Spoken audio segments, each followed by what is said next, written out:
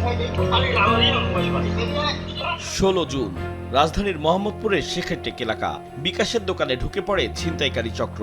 পরে ছিনতাইকারীদের ধরতে গিয়ে ধারালো অস্ত্রের আঘাতে আহত হন খোদ আদাবর থানার ওসি ও সাব ইন্সপেক্টর। এ সময় 4 জনকে আটক করে পুলিশ।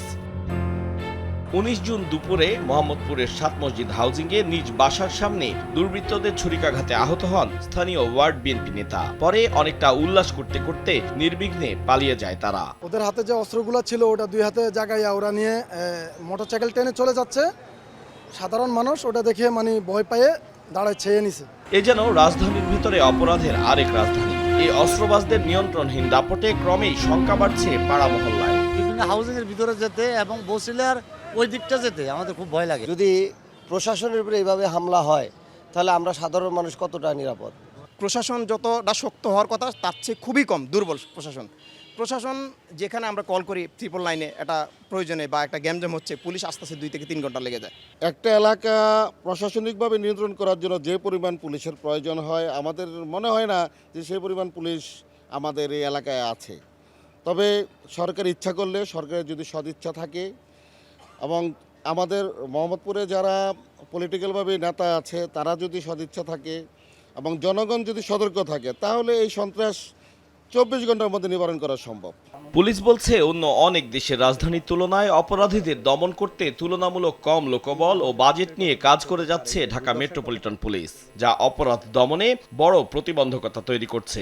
এক পরিসংখ্যানে দেখা যায় রাজধানীর মেট্রোপলিটন জোন হিসেবে নয়াদিল্লি, নিউ ইয়র্ক, ইসলামাবাদের তুলনায় ডিএমপির বহর অনেক ছোট। মোহাম্মদপুরে বা যে কোনো জায়গায় অপরাধ দমনের সবচেয়ে কার্যকরী ব্যবস্থা হলো 2টা।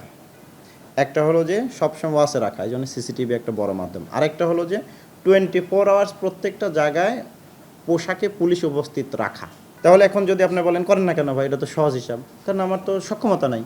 যতই আমাদের পুলিশ পরিশ্রম করুক, দিন রাত এখানে টহল দিক, ডিউটি দিক, আসামি ধরুক, 3 ভাগের 3 গুণ পুলিশের কাজটা 1 গুণে করা সম্ভব না। পুলিশকে দুর্বল করে তো কোনো কিছু সম্ভব না। পুলিশ যখন দুর্বল হবে, পুলিশের যখন সক্ষমতা কম হবে, এটা সাফার করবে জনগণ, এটা সাফার করবে রাষ্ট্র।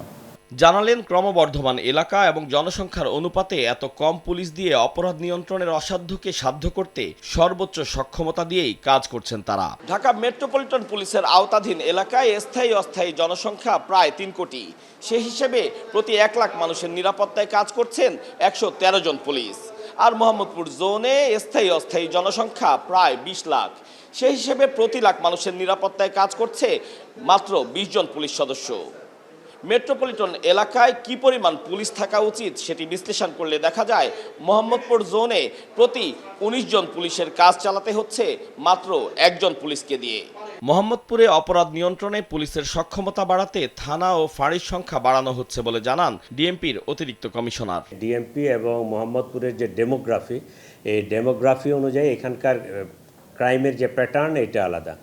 এইগুলো আমরা কনসিডার করে বসিলায় একটা স্বতন্ত্র আলাদা থানা করার জন্য অলরেডি প্রস্তাব আছে। আমাদের চাহিদা দেওয়া আছে, আমাদের গাড়ি, লজিস্টিক, ফোর্সের সংখ্যা সব চাহিদা আছে, এগুলো আস্তে আস্তে বৃদ্ধি পাবে আমি আশা করি। এসব কার্যক্রমের মাধ্যমে মোহাম্মদপুরবাসীকে আরো বেশি পরিমাণে পুলিশি সেবা দিয়ে নিরাপদ রাখার আশা তার। পুরো ডিএমপি নিয়ে আমাদের অনেকগুলো প্রস্তাবনা আছে। আতাউর কাউসার, সময় সংবাদ, ঢাকা।